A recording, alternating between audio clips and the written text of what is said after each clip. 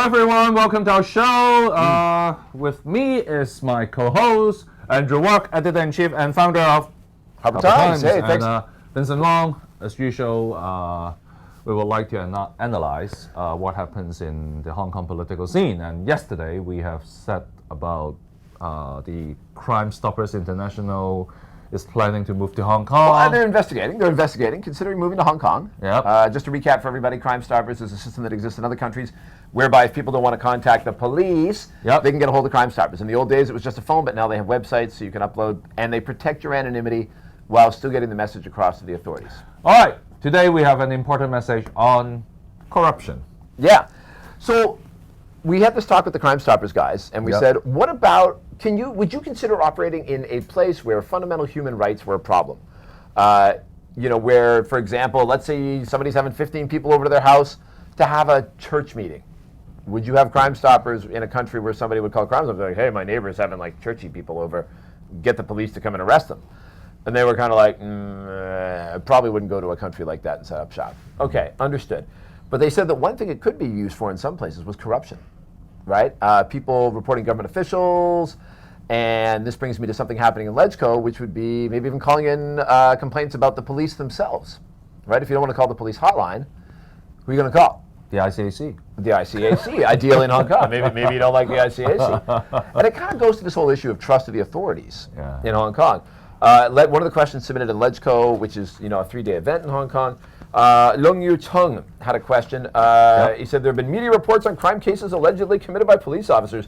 Holy smokes, he's got a list. Threatening sex workers to provide sex service, colluding with drug traffickers, deceiving public money. I don't really know what exactly that means.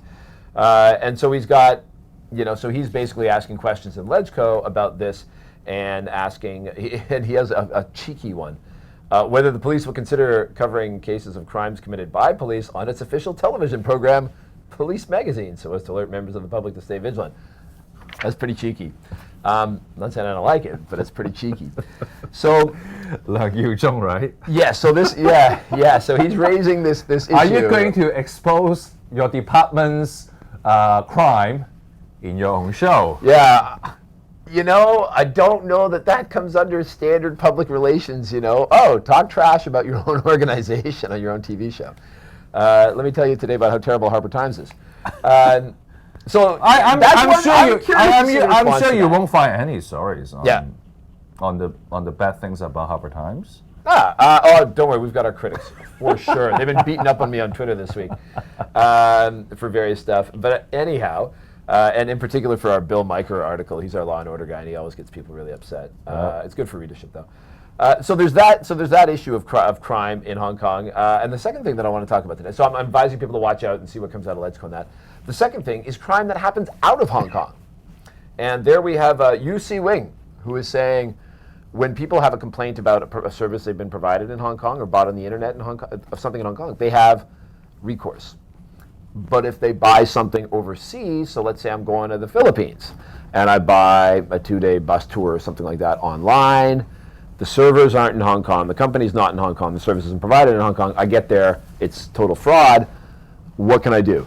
And so he's raising a question about that in LegCo, but I don't think there's much the government can do. I think when it comes to buying overseas services, it's caveat emptor, buyer beware. I mean, unless it is a mainland service, then it is different. There's like a consumer council of the mainland? I imagine they have one. I mean, they probably do. But would you be able to get any kind of recourse? No. I mean, unless the Chinese government is having a similar policy of like buying foreign services. I don't think the Hong Kong government will do similar things like that right now. Correct. Yeah, there's not. I don't think there's much the government here can do. I mean, like in Hong Kong for tourists, we have the Quality Tourism Program, and if anybody complains, then they can get in trouble with those guys. But in other countries, you pretty much take your chances with whatever system they have, and there's not much the government can do here. So I think Yu Si Wing is barking up the wrong tree on this one. You just got to let people know to be vigilant when they're buying stuff overseas online. Yeah, I mean, you cannot outsource your responsibility, right? No, I mean, if you outsource your responsibility, I think there's a term for that.